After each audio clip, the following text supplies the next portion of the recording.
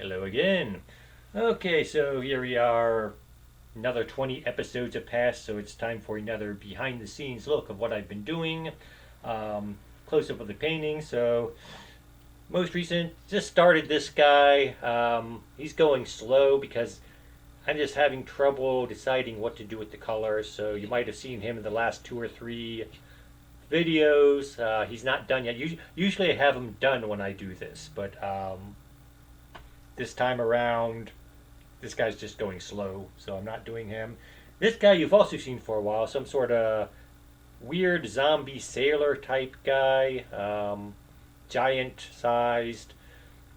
And so this one, probably the first 10 I've done since the last behind the scenes video I've done.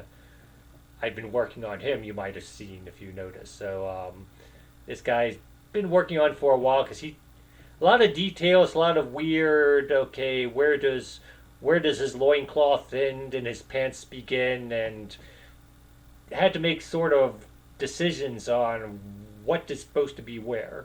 Um, a little easier to tell when he's painted, but when he wasn't painted, didn't come out so well. What else we got? Okay, so the got my latest Bones Kickstarter from Reaper. So they had a bunch of stuff. I didn't paint this. I just glued it together. My thought on that was, do I want to paint it?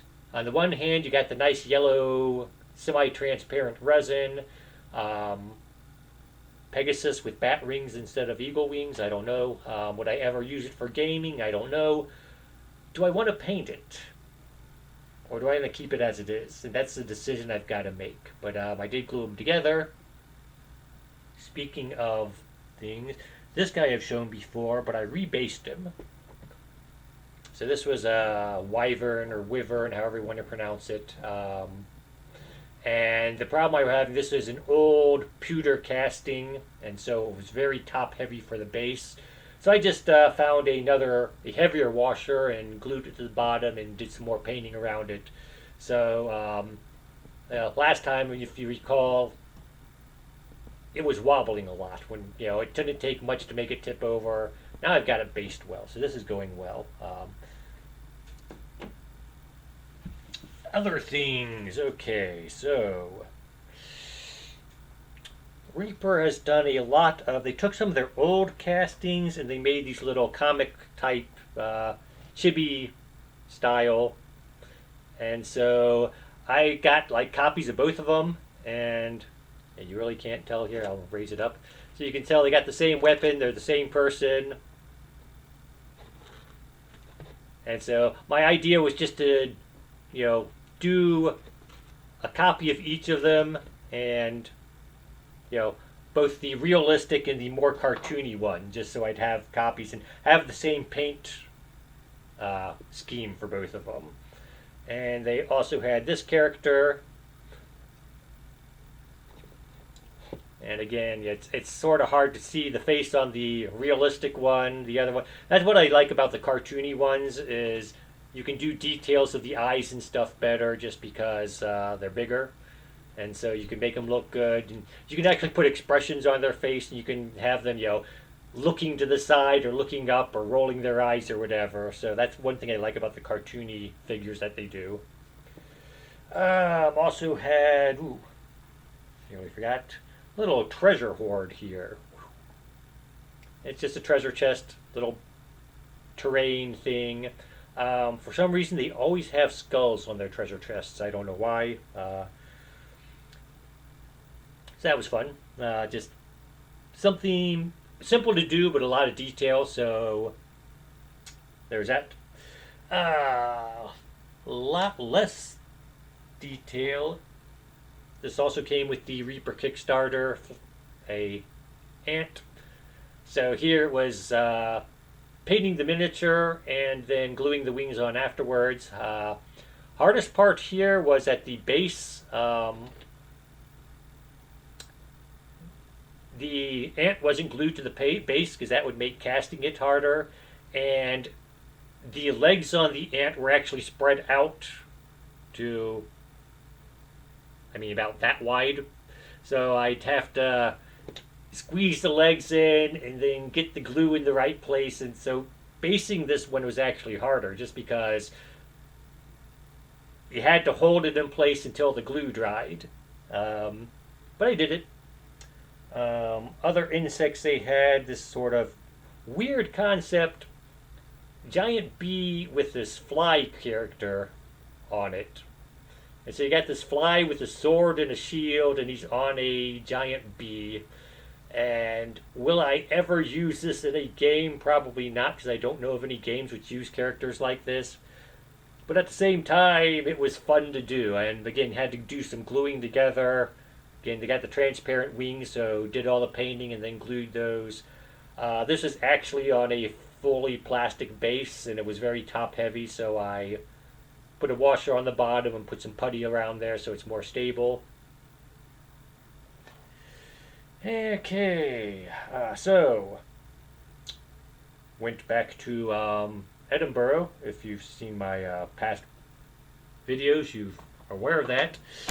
So I tried to do my painting, my one thing a day, basically, one figure a day, just so it takes 2 or 3 hours. So run around, do my sightseeing, go back to the hotel, relax for a bit, do some painting, watch some TV. So I'm not wearing myself out trying to be a tourist. And so we have, of course, got the whoop. Had to do a bagpiper since I was in Scotland, and he's my official 2024 Edinburgh tour. Did some sort of fairy, dancing fairy. This weird imp goblin type guy sitting on a cup. Not sure what he's supposed to be. Not sure if I'll ever use him, but did him. Dragonman. So we got this. I think he's supposed to be a rogue, but he's holding a book. So I don't know if he's supposed to be a rogue or some sort of magus or other character. And also have this guy I'm assuming supposed to be a bard because he got a lute. And I had better light this year because the hotel room I was in just had a better setup. So I was able to do these much better than I've done in past on my traveling paintings. Minotaur.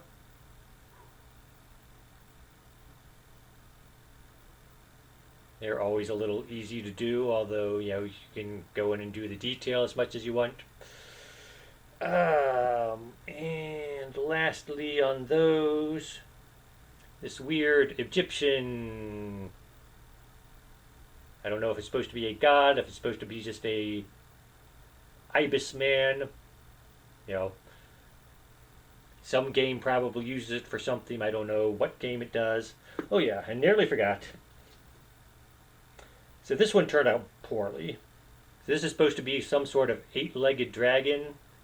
And the thing is, it's small enough that trying to do the details on it was difficult, especially the legs are so close to the body that getting them to stand out so that you can actually recognize it as legs didn't work out as well as I would have liked. I mean, for just for fun purposes, it worked out. But if it were bigger, I could have done a better paint job on it, let's say. And then, of course, I tried to find things you can't find in America. And so I found there was a shop, they had Legend Games was the name of the company that made them. And so they got, I don't know why I got this. This looked good, so I got it. And then when it came time to let's paint it, I wasn't sure what I was doing. So we got this sort of weird ancient city. Problem is, it's sort of hard to tell where buildings begin and where the mountain begins. And there's, as I was painting it, it's like, okay, I'm getting down to mountain, and wait a second, those look like pillars there, so I'm not sure. And then secondly, I first looked at this and it's like, okay, this is like, all the pillars and all, that's like Greek, so I should do this in like white marble. But then it was a matter of, well, So I'm basically just going to take ivory paint and do a lead coating of it, and that's it. So I thought, okay, this is some sort of alien city then. And I can do the different colored, they got weird purplish stones and reddish stones and green stones, and I can try to do it in different colored stones. And so, I don't know. It looks good for sitting on a shelf somewhere for, you know, as a, I don't know, major display doesn't. Then they had I played some games where you use ships and stuff, and so they had these also by Legend Games, little flotsam, jetsam type thing. So we got a barrel here, and so this is the sort of thing I can, just this is an island, and you sail your boat up to it, you explore the island, you go elsewhere. So this would work, especially for smaller scale games. I got some, the ships are about that big. So just saying this marks an island that works. Got again some more barrels on a beach. Really simple to paint, but at the same time you got like the barrel hoops and stuff, so you can got some detail work to work on. Don't know if this is. I painted this as a barrel. Looking at it now, I think it might have been a cannon. I'm not sure which. Got some wreckage, so some timber basically. Again, real easy to paint, but at the same time, if you want to try to do the details on it, you can make it more fun. And then this, I think this was meant to be like a bag of flour or something, or a sack of something. I'm not sure. That's what I painted it to look like. Hard to tell because I used pretty much the same color for most of it. So that was it.